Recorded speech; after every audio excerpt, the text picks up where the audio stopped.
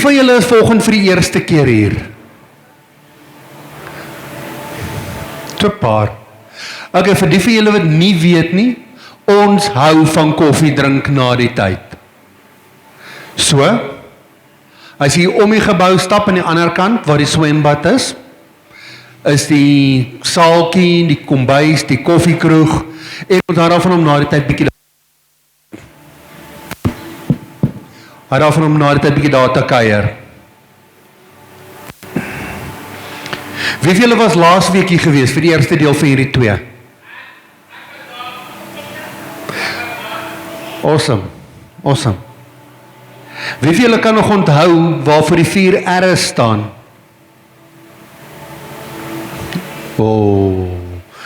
Ek weet die preek het bietjie laat opgelaai gewees om te recap.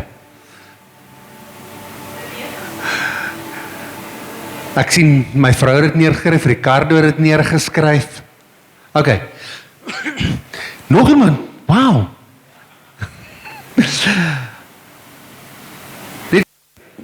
Net so tip. Dit is altyd 'n goeie idee om 'n noteboekie en 'n pen saam te bring kerk toe. Vir daai revelation wat jy kry, vir daai ding waarna jy toe wil teruggaan. Ek persoonlik hou daarvan om ook notas te maak. Ek het dit baie lank laas gedoen en hierdie jaar het ek weer begin daarmee. Want jy hoor iets en jy wil net 'n bietjie later weer teruggaan daarna toe en wil gaan dit weer vir jou self gaan lees en also aan. En ek wil jou uitnooi. As jy enigiets in enige van ons preke hoor, ervaar, en dit nie verstaan nie. So as skrifgedeelte is wat gebruik word en dit maak nie vir jou lekker sin nie.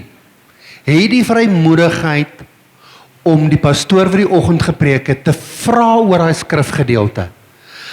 As daai pastoor nie beskikbaar is nie, vra die ander pastoor. Vra jy van die leiers. Challenge bietjie die leiers op, het hulle geluister in die diens.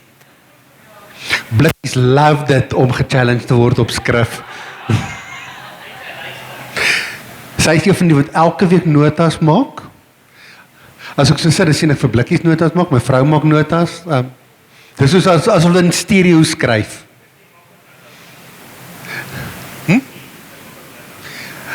En as daar nog iemand is wat love om met jou vrae te deel oor die skrif, praat met Christine. Haar man sê so.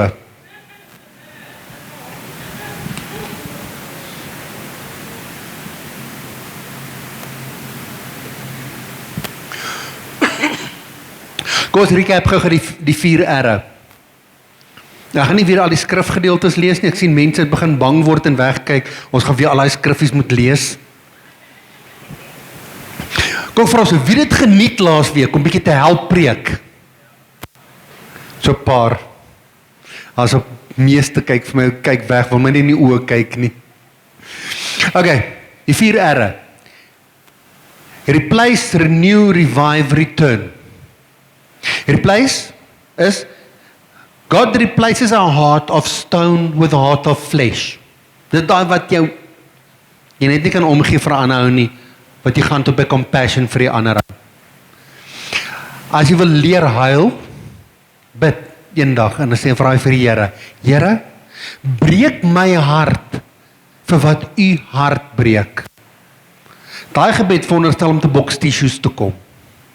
Want die dag toe wat ek daai gebed gebid het ek agtergekom hoe gebroke is die liggaam van Christus se mense regtig. En ek kry hierdie compassion.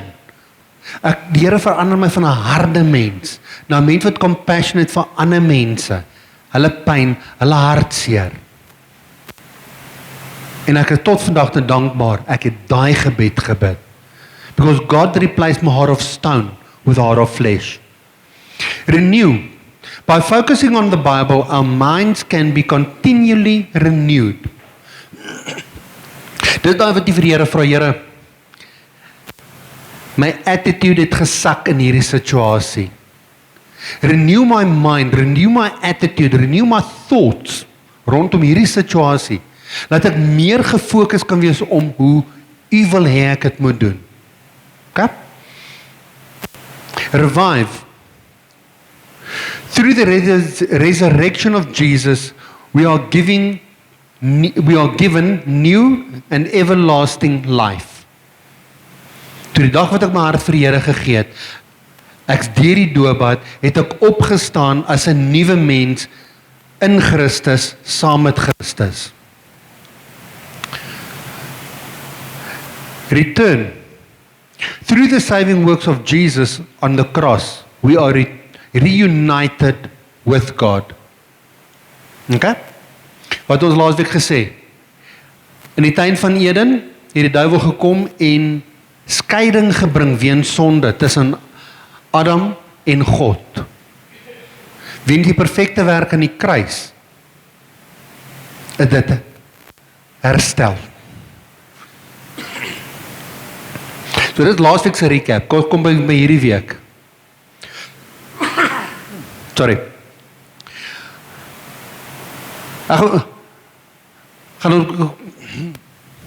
Sorry. Dirk, gaan jy vir 'n bietjie daai skrifgedeelte van Markus op die skerm gooi? Dis ons skievers vir vandag. Hierdie is, ek weet nie of julle jok nie, Markus 10 vers 45. En ons vra, soos wat ons laasweek ook, kom ons lees almal saam hierdie skrifgedeelte. Okay. 1, 2, 3, 4.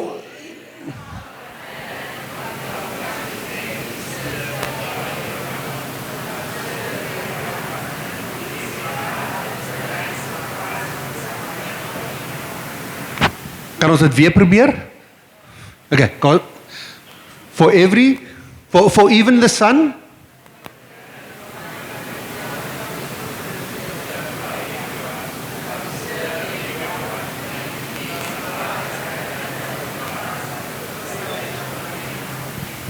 awesome.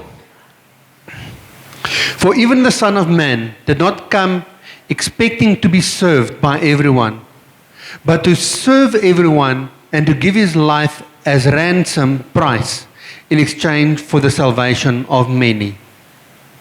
Nou wil ons begin by hom, maar ons gaan eindig by hom.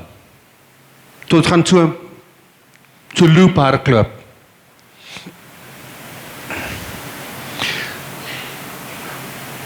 Hierdie 2 weke praat 'n bietjie oor die herstel van jou verhouding met Jesus. En hoe lyk ware verhouding tussen mens en God?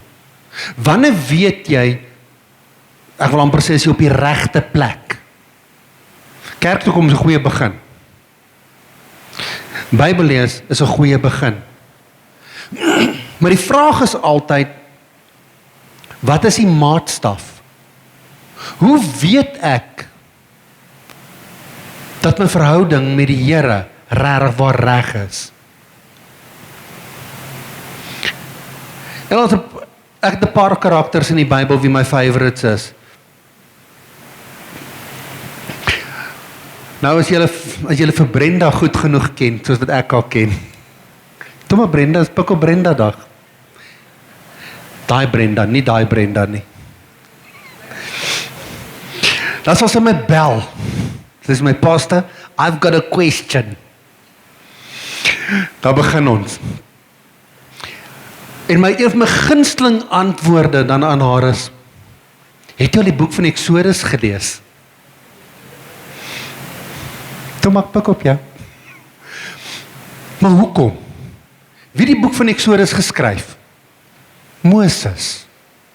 In die Ou Testament is Moses seker een van my mees primêrste karakters by wie ek goed geleer het.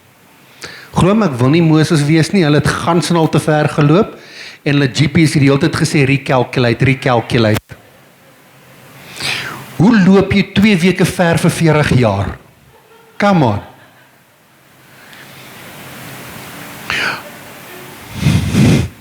Prentjies. Nou Moses was een van die ouens wat in die teenwoordigheid van God so ingegaan het. Hier het argumente gehad met God. Daar's 'n gedeelte, en ek haal dit nou nie woord vir woord uit die Bybel uit aan nie, maar daar's 'n gedeelte in Eksodus waar God vir Moses sê, ek is so kwaad vir hierdie Israelitiese volk van jou, kom ons maak hulle almal dood, ek gee vir jou 'n ander volk en ons begin oor. Okay? Dit is basically wat God vir Moses gesê het. En Moses is so 'n bietjie windgat gewees en hy sê vir die Here, my Here, dis nie my volk, dis jou volk. Dis nie my mense nie, dit is jou mense. En ek gaan en herinner God aan God se eie woorde. Wel, die res is history. Hulle het die beloofde land bereik. Maar terwyl, en wat my gevang het van Moses, terwyl hy so in die heerlikheid van God was, kom hy van die berg af. Kyk, hy was so lank al bo in die berg gewees. Hy het al gedink het hy's dood, laat al broodjies gemaak en party gehou, Moses is weg. En hy kom af, en die heerlikheid van God kleef so aan Moses. Die Bybel vertel vir ons, hy moes 'n sluier dra, sodat mense na hom kon kyk, want die heerlikheid van God het soos weerlig uit hom uitgestraal. Okay? Dit bietjie radical. Daar was Moses se verhouding. Maar daar is 'n ander gedeelte in die Bybel wat praat van jy wat die inwoning van die Heilige Gees het meer as wat Moses ooit ervaar het. Okay? Nou, dit is waar ek gewoonlik 'n fight met die Here begin piek. Ek love om 'n fight met God te piek. Ek het geen verwagting om ooit een te wen nie, maar dis waar ek leer. En dan piek ek 'n fight met die Here en ek sê vir die Here, okay, hallo, dis wat jou woord my leer. Hoekom ervaar ek dit nie in die liggaam van Christus nie? En God het 'n redelike standaard antwoord op daai ene, op sulke vrae vir my. Hoe is die verhouding van die liggaam van Christus met my versus Moses? En dan so tussen, sorry Here, ek het daai ene gemis. Ander feit wat ek met die Here gepiek het, hy het dieselfde antwoord vir my gegee. Was Petrus.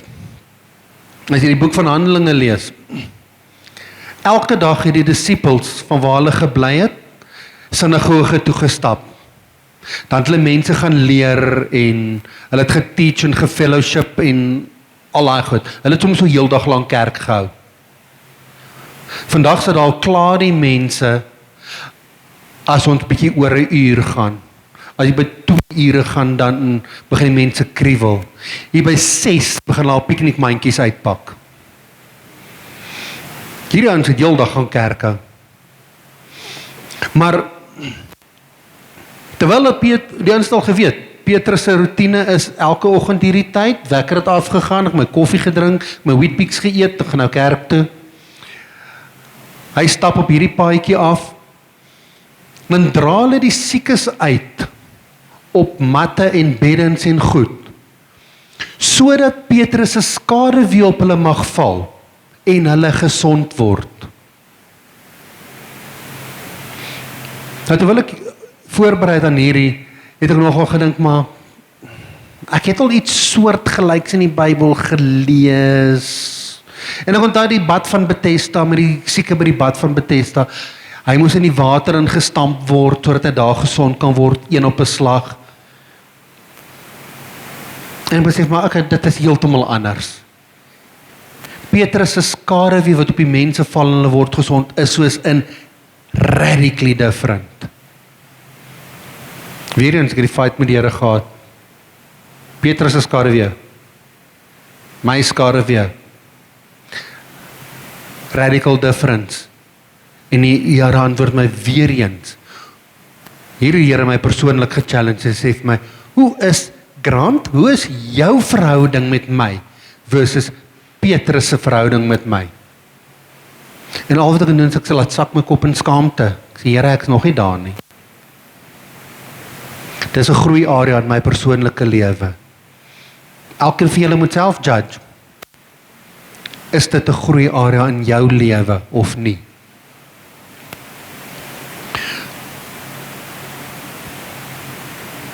Een van my ander gunsteling karakters in die Bybel. Wie van julle weet wie Stefanus was? In die Bybel? Niemand? Een? Net een? Ok, ons sal 'n bietjie nog preek oor Stefanus. Stefanus was een van die eerste martelaars na Jesus, wat doodgemaak is vir sy geloof. En die Bybel praat van, hulle het nie gehou van wat Stefanus sê nie, want hy het die waarheid van die evangelie van Christus verkondig. En hulle het so kwaad geword, want die waarheid van Christus het hulle hele religious mindset van die wet so gechallenge dat hulle hom wat doodmaak. Hulle het hom uit die stad uitgesleep en hom met klippe doodgegooi. En die awesome gedeelte daarvan is, hy het nie daaroor beklei nie. Hy het sy hande in die lug en opgesteek en die heerlikheid van Christus gesien, dat het uit hom, as ek reg om te praat die Bybel van, dit het hom uitgery die uit. En Jesus het homself in die hemel ontvang. Dan is ons 'n ander stoute oukie in die Nuwe Testament ook, ou Paulus. Skrywer van 2/3 van die Nuwe Testament. Wat was sy grootste kwalifikasie gewees om dit te kon doen? Hy het geweet hoe om Christene dood te maak. Okay? Sy beroep, oorsprong, nou vir Paulus bietjie verstaan bietjie ken om hom te verstaan. Paulus was half Jood, half Romein. Een van sy ouers was 'n Jood, ander een was 'n Romein. In Joodse kultuur was hy een van die slimste rabbies van sy tyd. In Romeinse kultuur was hy een van die mees geleerdste ouens van sy tyd. Hierdie was redelik slim. En daarom te geweet om te redeneer hoe om Christene dood te maak. Hy het briewe by die kerk gekry om te sê, ek mag. Op Stefanus se steniging was Paulus die ou wat die klippe gegooi het, sy baadjies vasgehou het. Hy het sy Damaskus ontmoeting gehad, julle almal ken daai storie. En wat gebeur? Hy gaan van radical persecutor tot radical preacher. Nou dag so agtergekom. Meeste van Paulus se briewe het hy geskryf terwyl hy in die tronk was. En ek wonder toe, maar hoekom het hy so baie geskryf terwyl hy in die tronk was? Hallo, hy het niks anders gehad om te doen nie. Want as hulle hom uitgelaat het te gaan preek. En my persoonlike opinie is, ek dink die Here het baie keer toegelaat dat hulle hom in die tronk sit, sodat ons vandag sy briewe kan hê. Want hy net die hele tyd gepreek het tot die dag of hy dood is. Dink ek persoonlik, dit staan nêrens in die Bybel nie, maar my persoonlike opinie is, as Paulus nooit in die tronk gesit het, so gereeld of hy het nie, was helfte van die inligting in die Nuwe Testament vir ons verlore.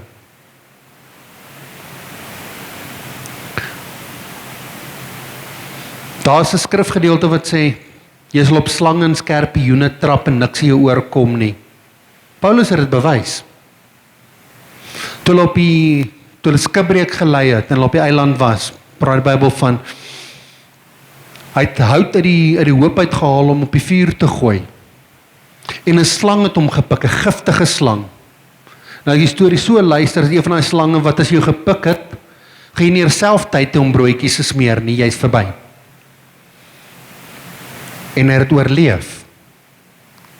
Hier het hierdie ouens gegaan en hom die plaaslike bevolking, die inboorlinge van die eiland, het gegaan en gesê, maar hy is 'n God. Hoe vinnige vandag se dae gebeur het met ons, dat as jy iets goed doen en mense jou half op 'n pedestal wil sit, laat ons dan vaar, ek is nou beter as die ander. Ek ken 3 skriffies meer as Ricardo, so ek is 'n beter Christen as hy. Of in die werksplek, My computer skills is beter as my vrou se. So ek is 'n beter werker as sy. En so gaan ons en is so vinnig vir ons om op daai pedestal te kom. Maar waarin Paulus? Hy sê nee, ek is niks beter as julle nie. Maar kom ek vertel julle van die God wat my beskerm sodat ek nie doodgaan nie. En Paulus gebruik hierdie opportunity wat hulle hom wil elevate as 'n preaching platform. So wat vat ons daar uit? As iemand jou op 'n platform op 'n pedestal wil sit, maak seker die preek van hom af. Okay? Nie om op mense neer te kyk nie, maar om meer hoorbaar te word. Hoekom staan ek hier bo? Want ek is redelik kort. Okay? Ek het 'n paar vriende wat as hulle opstaan, een van my pastoorsvriende wat ek het, as hy daar onder staan en ek staan nie bo, dan kyk ek nog so rapsie op na hom. Hy hoef nie hier bo te staan nie, julle kan hom van onder af ook hoor. So as die wêreld jou vir jou pedestal create, gebruik dat pedestal om te preek. Wanneer jy die geleentheid het om neer te kyk op mense, maak seker jy kyk op hulle neer sodat jy hulle kan ophelp uit hulle gat uit. Want jy is niks beter as hulle nie. Môre oormôre lê in dieselfde gat en jy wag vir iemand om af te kyk om jou op te help.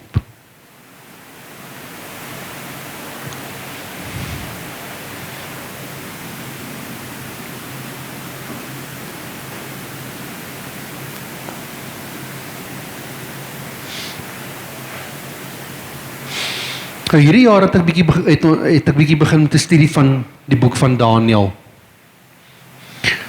En die manier hoe die Here my deur Daniël vat 'n wyle. En hierdie week wat verby is, het ek bietjie in Daniël 3 gewees. Wie van julle ken die storie van Sadrag, Mesig, die ou met een oog? Ek bedoel Abednego. Wat in die vuuroond gegooi is? Niemand? Jy al gehoor van dit? Moet ons aan julle hoofstuk gou lees en verstaan julle waaroor dit gaan? Nee, nie vandag nie. Nou, wat gebeur het? Ek gaan daai hoofstuk vir julle net so summarize, net laat ons op dieselfde bladsy is. Dis hoofstuk 3. Koning Nebukadneser was besig gewees om die wêreld te roel. Interessant genoeg, jy lees van koning Nebukadneser en sy eskapades in 'n paar boeke in die Bybel. Jy lees dit in Kronieke, dink jy van die profete lees jy daarvan. En een van die boeke sê, ek het dit nou nie, dit kom nou net deur, drop net in my gees terwyl ek nou so praat, so ek nie 'n skrifgedeelte daarvoor, maar ek weet dit, ek kan dit gaan soek. Praat van, God het Nebukadneser ge-appoint for a time as that. So, al was hierdie ou 'n heiden, het God koning Nebukadneser opgerig as 'n koning om Israel te verslaan, om Israel in ballingskap in te vat. So God het tot hierdie heiden gebless met rule the world mentality en capability om Israel weer size te maak. Nou, een van die probleme daarvan is, omdat hy nie God geken het nie, is hy dinge sy manier gedoen. Hy het gedink hy is God. En op 'n stadium laat hy 'n goue beeld maak. En hy praat van 10 voet hoog. Nou was dit 10 voet, groter as 10 voet. Maar dit is 'n paar verdiepings hoog. Hierdie beeld neergesit en gesê, wanneer julle die musiekinstrumente speel in harmony, sal almal neerbuig en die beeld aanbind. Maar gelees het die stukkie weer, maar dis wat ek in sonnaarskool geleer is. En ek gaan lees 'n bietjie hierdie storie weer en ek sien maar, wie is genooi na die seremonie toe waar hierdie beeld onthuldig is, en almal moet vir die eerste keer neerbuig en die beeld aanbid. Al die vername mense, al die leiers, al die slim mense, al die raadgewers, almal wat 'n posisie gehad het in die koninkryk, is na hierdie event toe genooi. Dit meer gegaan soos 'n summons. En as jy nog nie weet nie, as die Bybel iets spesifieks noem, is daar purpose daar agter.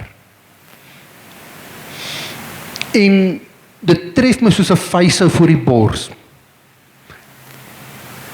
Nebukadneser het die geleentheid gebruik om die vername mense te breinspoel, te forceer en te indoktrineer om hom te aanbid.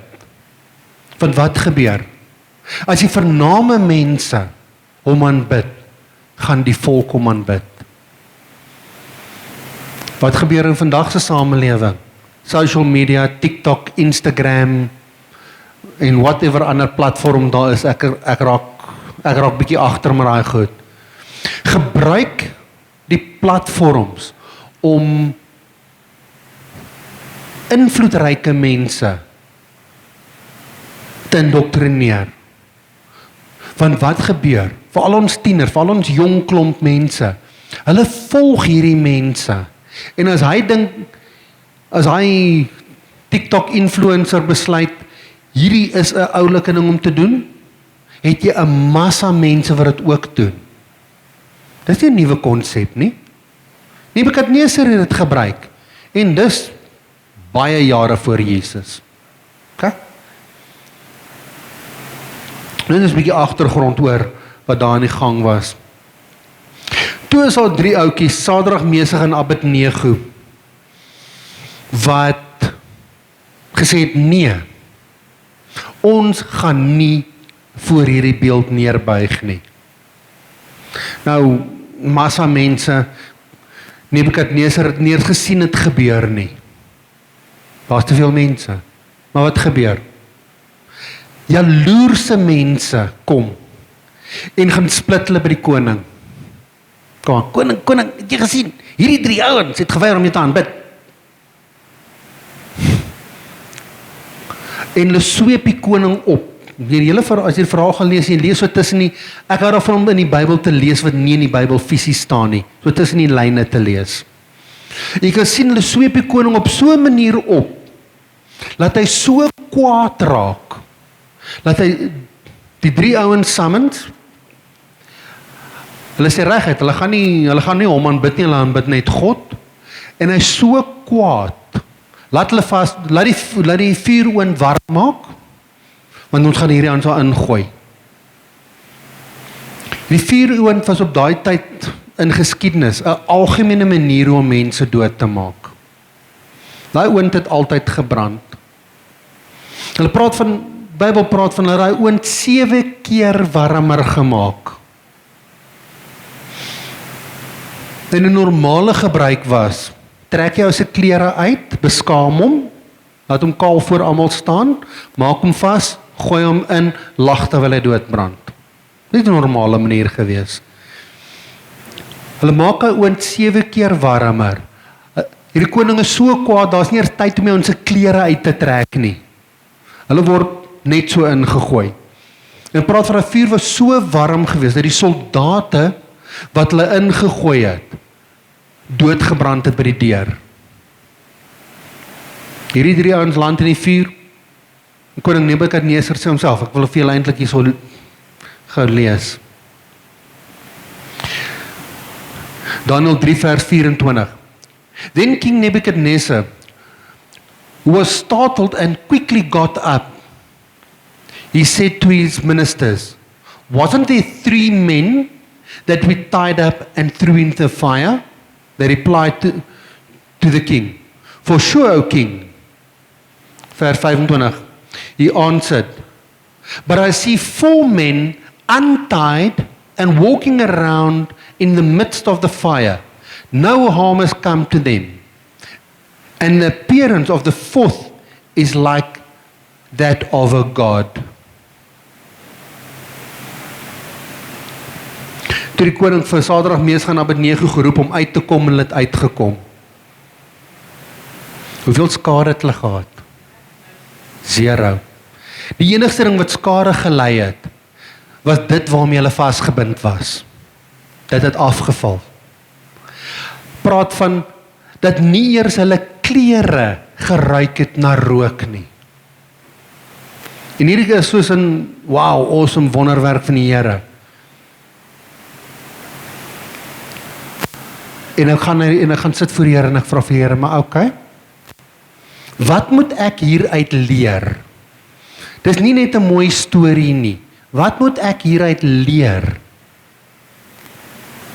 En die Here breek vir my oop. Hulle is aangekla van iets wat hulle verkeerd gedoen het. Kom ons noem dit sonde in vandag se dae. Daai sonde het hulle gebind. En hulle was hulle is in die vuur gegooi.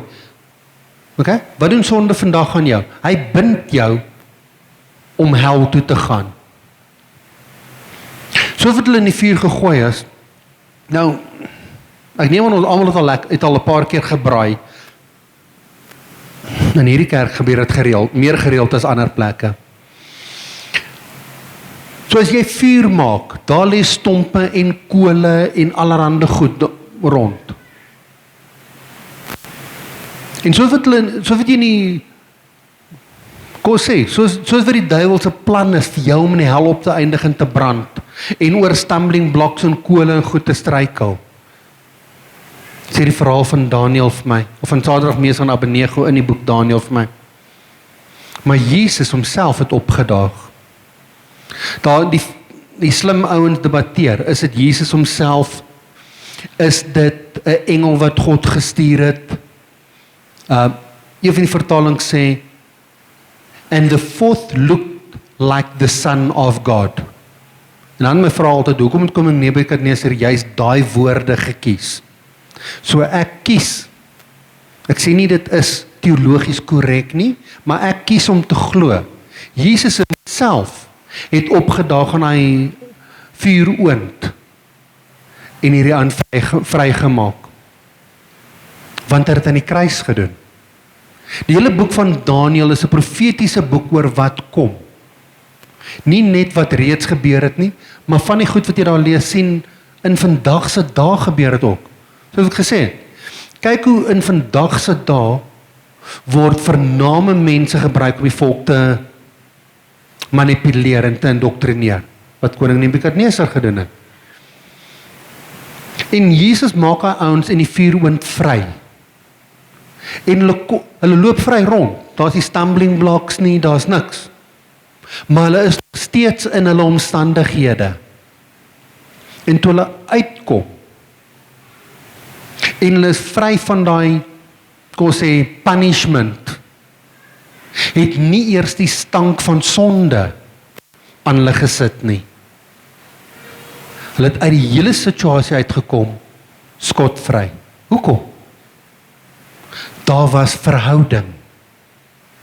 Daar was verhouding tussen hulle en God.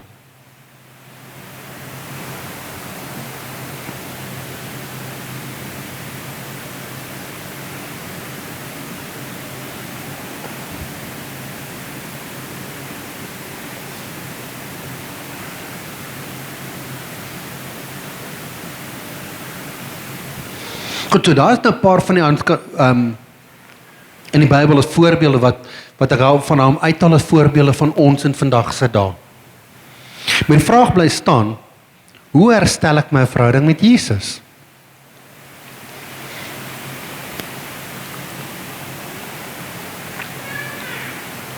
En vir my, dis baie kompleks.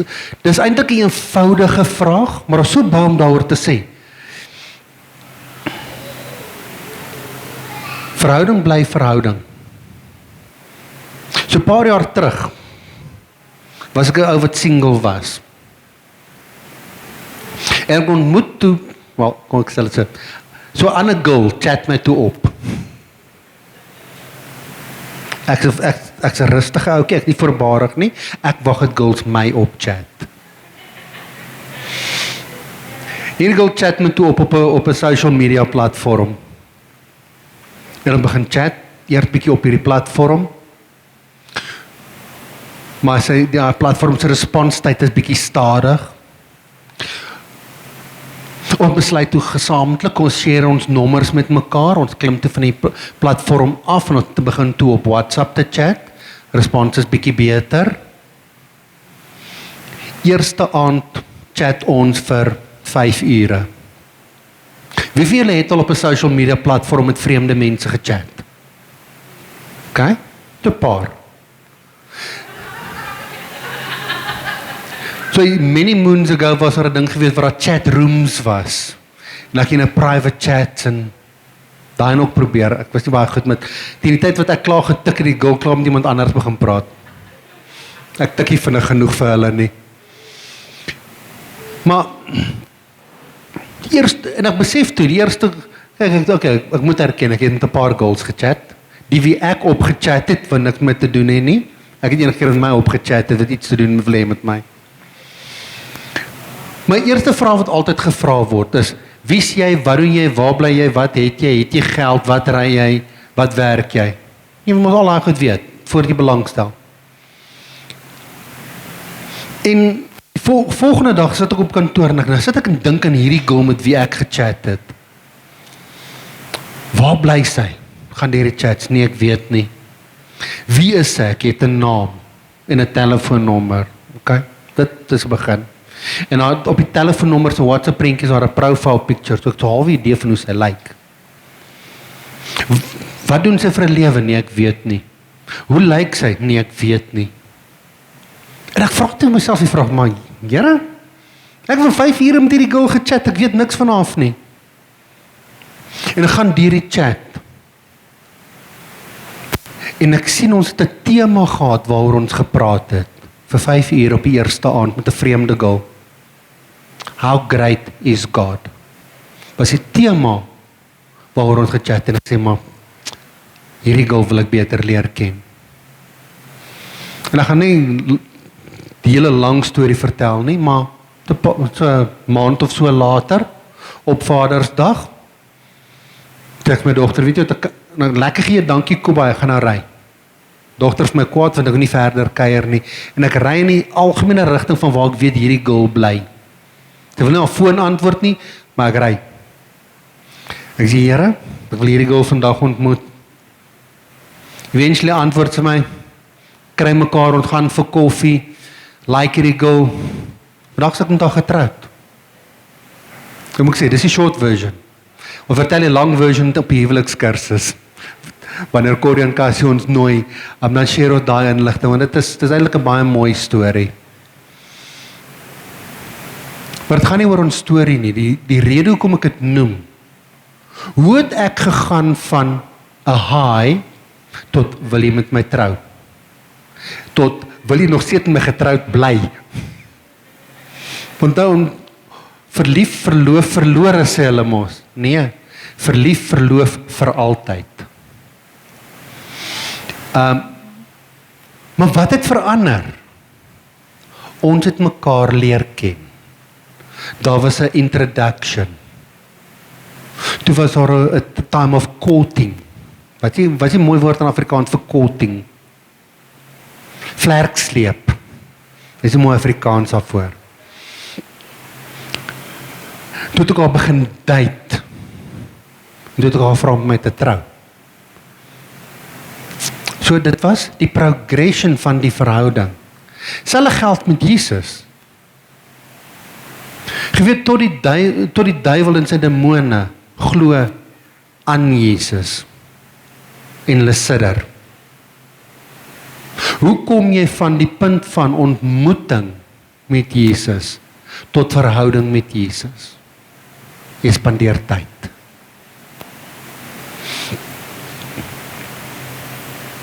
Laat ek so vinnig 2 vragies gevra en gesê ons ek het daarin geraak en ek sê ons sal vandag terugkom daarna toe. En die 2 vrae is eenvoudig. 1. Can you really say with confidence that you love Jesus? Okay? Of love jy die idee van Jesus? En dan die tweede vraag is, can you say with the same confidence, Jesus loves me?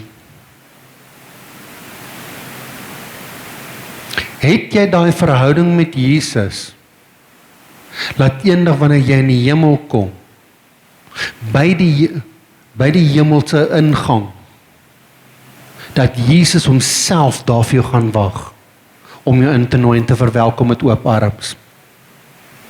Ek weet al baie grappies wat sê, by die pearly gate van die hemelse Petrus en wag met 'n boek met die name van almal. En dit is 'n baie grappies so. My weergawe van hoe ek het sien, as jy 'n ware verhouding het met Jesus, gaan Jesus homself op daai punt staan en vir jou sê, welkom, goeie getroue dienskneg. Jy het die reis is gehardloop en jy het hom suksesvol voltooi. Kom in my kind, I love you.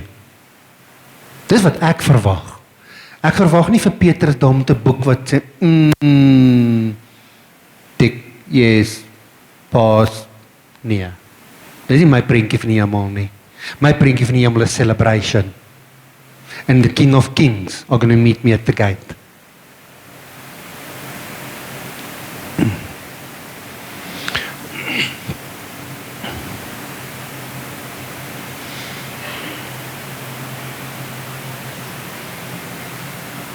En ons elkeen hardloop in vandag se daai resies. Maar die verskil is, hierdie tyd van die jaar is by al die skole mos atletiek aan. Dit is chaos. Want die een wat harder skree as 'n 5-jarige wat hardloop, is haar ma. Die een wat harder skree as die ma, is die ouma. En die wat die vinnigste hardloop is die pa. Ek het al gesien dat 'n 5-jarige vir pa van die paas weghardloop, want ons hemde word mos op 'n Weber gestryk. So, dit lyk meer soos 'n wobble as 'n wedloop. Ons gaan nie daar gaan nie. En wat gebeur? Almal hardloop. Maar net een kry goue medalje. Net een staan op die platform wat sê eerste plek, en 'n tweede plek, en 'n derde plek. En vandag sit daar almal wat nie op die platform is nie, kry 'n medal of participation. Jy het ook deelgeneem. En dit is goed om die kinders se karakter so te bou.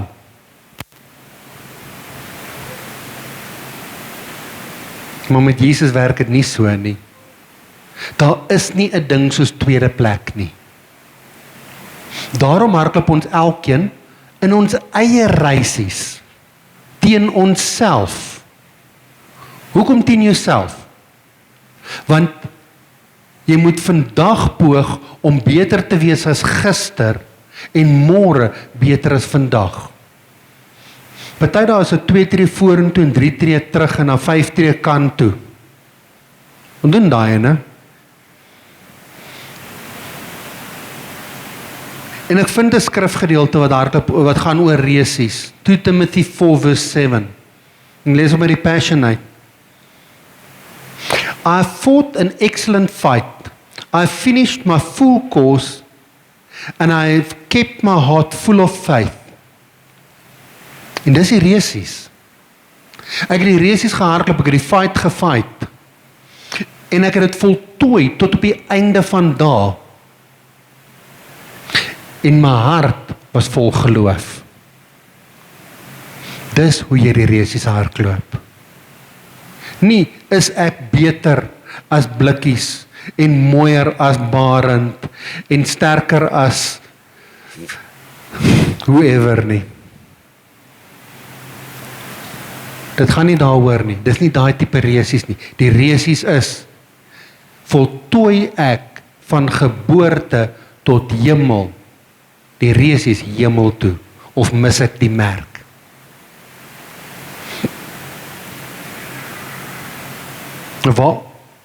Waarin anker jy dit? Of hoe hardloop jy die resies? Wat is my guidelines? Kyk op die atletiekbaan is ons lyne. Een lyn so oor en 'n paar lyne so oor en nog 'n lyn so oor daarbo. Wat sê, hier begin ek hardloop in hierdie baan en daar voltooi ek. Dit is baie soos ons lewens. Jy het 'n beginpunt, jou geboorte. Ek wil amper sê, jou ma se swangerskap met jou, is daai wat jy in jou wegspringblokke begin regmaak en rondtrippel en seker maak jy het jou baan en al daai goed. Maar die oomblik wat, en dan gaan dit stel soos dit in my kop inkom, die oomblik waar daar bevrugting in 'n ma se baarmoeder is haar lewe. Dit is waar jou journey begin. En hy eindig die dag wat jy jou asem vir die finale keer uitblaas en jou oë oopmaak voor die Vader. Daai is jou resies. Weer eens in Daniël kom ek terug na waarin word ons geanker, waarin word ons geguide. Ek was oorspronklik van plan gewees om al hierdie inligting by te sit, met besef, daar gaan ek te veel praat. Daniël, Sadrag, Mesach en Abednego. Doe jouself die guns. Gaan kyk wat beteken hulle name in die hulle oorspronklike name en dan hulle veranderde name. Hulle al vier se name is gefondeer in God die Vader. So hierdie vier ouens is van die begin af committed gewees om God te dien. Hulle ouers was committed gewees dat hulle kinders God gaan dien. En toe hulle in Babylon kom, is hulle al vier se name verander na ander name toe. En die fondasie van 'n ander name was die Babyloniese gode. En jy mooi gaan lees, sê jy sien die impak, die naam impak wat hulle name in God gehad het. Is dieselfde naam, dieselfde level impak wat hulle name gehad het in die Babyloniese gode. Okay? Hoekom noem ek dit? Want hulle is oorspronklik bedoel gewees om in hierdie resies te wees vir God. En toe hulle weggevoer is na Babylon toe, het die vyand besluit om hulle oor te skuif na die resies vir die duiwel. Maar hierdie vier ouens was so 'n bietjie aan die hardkoppige kant gewees en het geweier om dit te doen. Nou in die rede vir hierdie stelling is, waarin is jou resies gefondeer? In 'n Bybelse, goddelike, Heilige Gees, God die Vader, Seun en Heilige Gees beginsel, is dit jou wegspringblokke en die bane waarin jy hardloop? Of is jou resies in Joel, wêreld, sonde, kom ons kyk hoe groot kan ons gaan? Okay? Op 'n stadium was dit baie snaaks geweest vir my om te sê, lead me not into temptation, I know every shortcut. Hoekom het ek dit gedoen? Want die ou wat my die meeste in die moeilikheid gekry het, was ek. En dit was pret. Tot ek besef het wat aan die gang is. En ek besluit om my pad met die Here reg te maak en ek begin daai pad te volg. Maar nou, as ons hart vir die Here gegee, ons kerk nou net. Eef my kinders, daai tyd het ons baie gekerk. Ons het gekerk at least 3 tot 4 keer 'n week en nog Bybelskool gedoen en nog in ministry betrokke gewees en nog. Ons het nooit by die huis nie. En ek het my gesin begin afskeep. Tot op die punt wat een van my dogters my gesê het, ek stel nie in jou God belang nie, want jou God het my ouers gesteel. Okay? Ek het so radikaal begin raak vir die kerk. Nie vir die Here nie, vir die kerk. laat hy my gesin afgeskeep het. Ek my eerste belangrikste ministry begin mis. Waar lê jou eerste belangrikste ministry? Jou eie huis, jou eie gesin, jou eie familie. En daar besef ek toe wat pastoor Koos lang terug al vir ons gepreek het. Hoe weet jy wat die persoon se ware karakter in Christus is? Gaan kuier by sy huis. As die huishulp uit 'n kamer uit loer en die deur toeslaan, die hond met sy voorpote oor sy neus lê en sy stert tussen sy bene, en hy kom uit, Dominee, broer, welkom. Dan het ek 'n paar vrae. Want by die kerk is dit, broeder, hallo, Jesus is goed vir my. En dan kom hy by die huis en vloek en skree op sy gesin. Nee, daai is fake. En ek vind 'n skrifgedeelte in 2 Korintiërs 11, vers 12 tot 15. En ek wil hom gou vir julle lees, dit is nie 'n lang stuk nie. Dit is Paulus wat hierso skryf. En ek het as Prissy Passion Translation gebruik, weens 'n paar van die woorde wat hy gebruik. But in order to eliminate the opportunity of those super apostles to boast that their ministry is on the same level as ours, I will continue this practice. For there are not true apostles, but deceitful ministers who masquerade as special apostles of the Anointed One.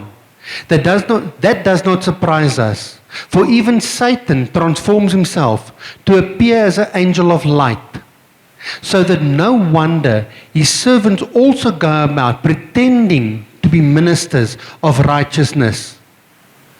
But in the end, they will be exposed and get exactly what they deserve. En hierheen kom soos 'n klap. Jy kan so radikaal verkerk raak, dat jy God mis. Okay? So nou sit ons op die punt van too radical for church and not saved enough. En altyd daai is 'n groot gevaar in vandag se samelewing. Die wat ongered is, blameer die wat gered is, weens die gedrag van die wat superkerk is. Nou waar leer dit ons? Verhouding met Jesus. Nothing more, nothing less. As jy nie jou verhouding met Jesus kan bou nie, as jy in any case, amper sê ek wasted, maar lost. So waar is die ideale level van verhouding?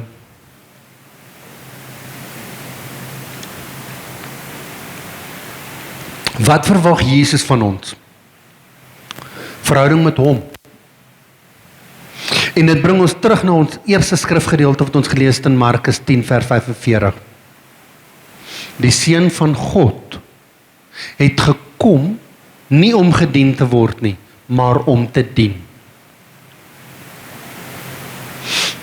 As jy te goed is om mense te dien in Jesus naam, is jy ook nie goed genoeg om mense te lei na Jesus nie. Okay? Wat sê ek? En ek het in die week iemand 'n post gemaak wat vir my baie mooi gestel het. Die hoogste posisie in die koninkryk van God is servant. Jesus het gekom om sy mense te dien. Ek sê nie, was vloere, skrob toilette en al daai nie. Maar moet nooit te goed wees om iemand anders te help nie. Moet nooit op 'n punt kom wat jy neerkyk op iemand, tensy jy hom wil ophelp nie. Moet nooit op 'n pedestal gaan staan, as dit nie is om die evangelie van Christus te verkondig, en dan van daar af weer af te klim nie. Ja, ek staan nie bo op die verhoog, kom ons noem dit 'n pedestal. En as die diens klaar is, klim ek weer van hom af. Want die feit om hier te staan, maak my niks special nie. Dit maak net, dat ek julle kan sien. Okay? Is daar 'n resep om Jesus te dien? Nee. Is daar 'n boek wat vir my sê, hier is 10 perfekte metodes, volg hulle slaafs na, en jy sal die hemel bereik? Die fariseërs en die skrifgeleerdes het gedink dit is so. Hulle het gesê, dis die 10 gebooie. Wat het Jesus gesê? Volg my, glo in my, bely met jou eie mond, glo in jou hart, en jy sal gered word. Wie is die eerste ou wat weens bekering hemel toe is? Kom ons kyk, wie is die slimme hand? Wie is die eerste ou?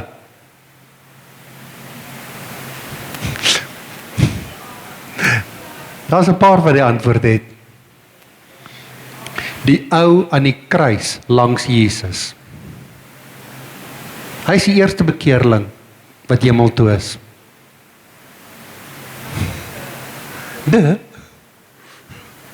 Okay? Want al die ander het nog geleef terwyl Jesus geleef het. Hy is saam met Jesus dood, en wat Jesus vir hom gesê, vandag sal jy saam met my in die paradys wees. Wat het hy gedoen om gered te word? Hy het erken, Jesus is die Christus, Jesus is God, en hy het gevra vir vergifnis. En sy, die bietjie lewe wat hy oorgehad het gekommit. Okay? So die eerste bekeerling wat hemel toe is, as gevolg van Jesus, was 'n rower wat in 'n kruishout doodgemaak is, weens sy lewe. Dis 'n dou oomblik, nee, blik, ja. Sorry, ek het ook net daaraan gedink. Maar dit is ons maatstaf. Het hulle afgeklim van die kruis af Jordaan toe gegaan en gaan doop? Nee, dis nie 'n requirement nie. Doop is 'n as jy van plan is om verby jou lewe van ek bekeer verder te leef, dan is doop 'n requirement. Want Matteus 28 sê vir ons dit in the Great Commission. Bekeer hulle, doop hulle, leer hulle. So as jy nie gedoop wil word nie, dan moet jy maar 'n deathbed conversion nie. Sorry, dis nou miskien lelik gesê, maar dit wat jy op die kruis gedoen het. Bouverhouding. Ek het my vrou leer lief kry. Dag wat ek haar die eerste keer gesien het, was ek nie lief vir haar nie. Ek was geïnteresseerd in haar. Verhouding het liefde gekweek. Jesus love jou klaar. Verhouding, tyd saam spandeer. Tyd saam spandeer. Tyd in gebed saam spandeer. Bou verhouding. En daai is die manier hoe jy verhouding met Jesus herstel. Jesus is hemel toe en gesê, hy stuur vir ons 'n helper, die Heilige Gees. Waar kry jy revelation knowledge uit die Bybel uit? Lees jou Bybel saam met die Heilige Gees. Bou verhouding. Okay. En dit waarmee ek volgende wil afsluit. Die enigste manier om waarlik jou verhouding met die Here te herstel, vat tyd. Jy kan elke Sondag uitkom vir gebed. Ons kan elke Sondag vir jou hande oplê en vir jou bid. Maar as jy by daai deur uitstap en nie aktief kies om in die week ook tyd saam met die Here te spandeer nie. En jy kom volgende Sondag terug, en dis jou enigste tyd wat jy saam met die Here spandeer is hierso, dan jy back to square one. Hulle sê die Bybel en die woord van die Here is brood van vir ons siel. Okay? Nou as ons liggame moet voer, op die manier hoe ons siele voer, met een ete op 'n Sondag, dan gaan baie van ons baie kleiner wees. Ek kan duidelik sien, ek myself included, het 'n paar etes in die week. Hoekom doen ons nie dieselfde met ons geestelike lewe nie? Hoekom dink ons om een keer op 'n week kerk toe te kom vir een diens is genoeg om verhouding te bou? Nee.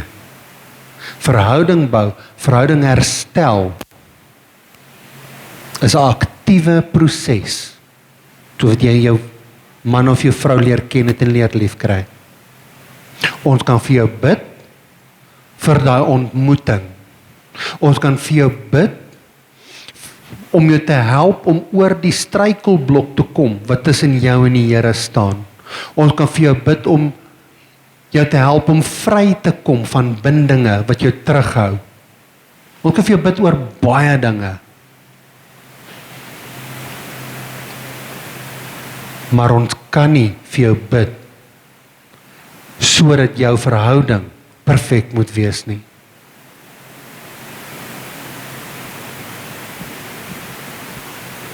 Verhouding bou verhouding. Tyd bou verhouding. Okay.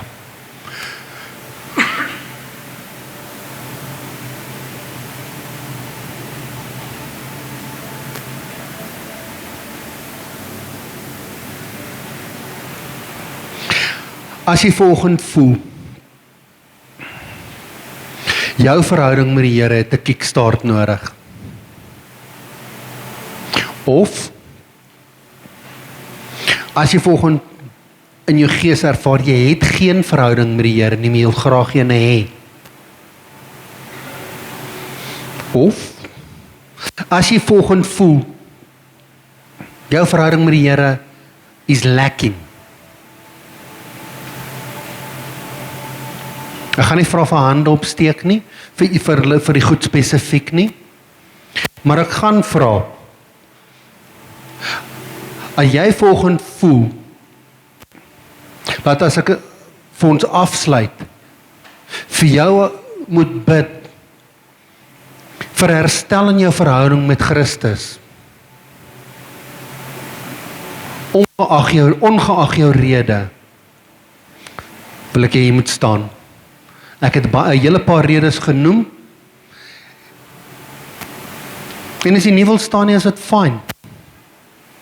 As jy happy is met waar jy verhouding met die Here is ek baie dankbaar vir jou. Want dit is goed.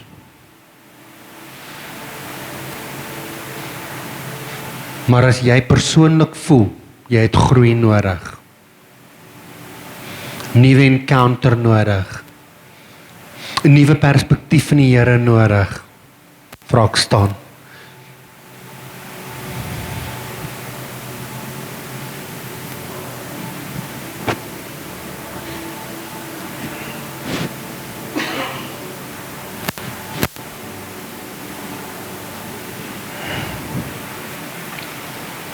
Kom ons sluit die oë. Ons almagtige God en Vader, U weet hoekom elkeen van die persone wat vanoggend opgestaan het, staan. U weet wat die nie daar is, of dit 'n nuwe ervaring is, of dit 'n eerste ontmoeting is, en of dit net is wat hulle wil hê, U moet vir hulle sê, it is okay, I've got you. Of dit terugkeer huis toe is soos die verlore seun, wat U U arms oopmaak en hulle net weer terug verwelkom. En ek hoor hoe die Here vanoggend vir 'n hele paar van julle vanoggend sê, my seun, my dogter, I've got you. Welcome back. Let's walk this road. Maar oor en oor net die Here vir my sê, son and daughter, I've got you. Vader, ons sê dankie vir 'n God, vir 'n Vader wat daar is vir ons. Daar is soveel gelowe wat sê ons moet dit en dat en die en daai doen om God se aandag te trek wat nie respond nie. Maar Vader, ons sit volgens met 'n God wat uit sy pad uit gegaan het om sy seun te stuur vir ons, sodat ons verhouding met U kan herstel. Vader, volgens ek het nie woorde om my dankbaarheid uit te druk vanoggend nie. Al wat ek kry is, Abba Vader, dankie. Vader, dankie dat U ons terug verwelkom. Tel ons elkeen op U skoot. Hou ons vas, vertroos ons. Ek sien 'n prentjie van 'n almagtige Vader wat op sy troon sit en sy kind optel op sy skoot, trane afvee, vashou, styf vasdruk en sê ek het jou my kind. It's okay. Ons stap hierdie pad saam.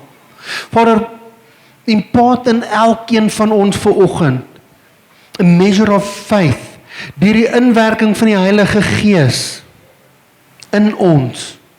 Sodat ons weet dat U daar is vir ons, sodat ons daai pad saam met U kan stap, want ons weet U stap die pad saam met ons en ons stap die pad saam met U. Dis spanwerk. Vader, stap met ons elkeen.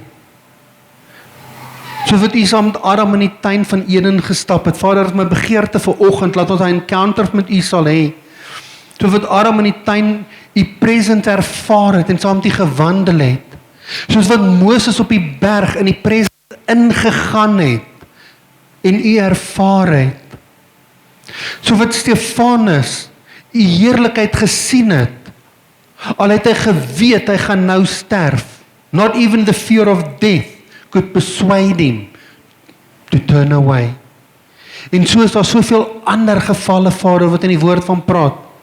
Want ons vanoggend gepraat van Daniel, Sadrag, Mesach en Abednego, wat blytendly gesê het, ons dien God, of hy opdaag of nie, ons dien God. Vader, ons weet met die uitstorting van die Heilige Gees, en die inwoning van die Heilige Gees, wat U in ons woon, U woord sê, die volheid van die Godheid woon in ons elkeen. En laat U ons so van binne af sal vul met U. Wees asseblief saam met ons Vader. U ken ons elkeen se unieke need, want U het ons so uniek gemaak, soos ons vingerafdrukke. U het soveel detail in ons ingesit, dat selfs ons vingerafdrukke uniek is, tussen miljoene mense, en U love ons elkeen op daai level. Seën ons in hierdie dag, Vader, seën ons in hierdie week wat voorlê. Vader, hê encounters met ons in ons stilte tyd. En as ons nie lus het om ons stilte tyd te hou nie, maak ons in die middel van die nag wakker en encounter met ons. Want sonder U kan ons nie, wil ons nie, en gaan ons nie vorentoe kan beweeg nie. Maar ek vra vir herstel en verhouding tussen U en ons. Ons is swak, ons falter, ons val, maar U is ewig. En ek vra dat U ons sal flood met die liefde en deur die Heilige Gees. En ek sê vir U dankie in Jesus naam alleen. Amen.